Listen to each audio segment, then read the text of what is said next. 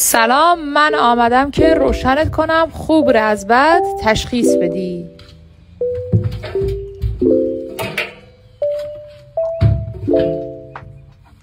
خانگاه ای که بده، ای کار را نکن. حالا بیا بریم خوب را بهت نشان بدم.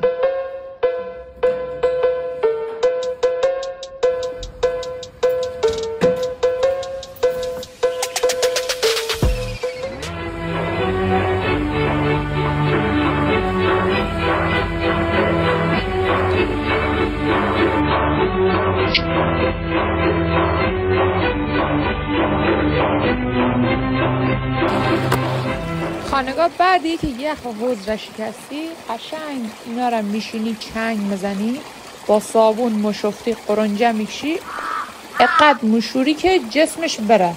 نه اونجور که باید هنوز جسمش نرفته، دوباره میشوری. یعنی خسته شدم ریفه شدم. قشنگ لباس را اینجوری میگیری مچلانی، آب لباس را مرتب میزان میگیری.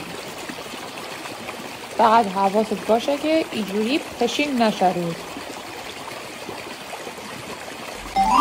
درسته.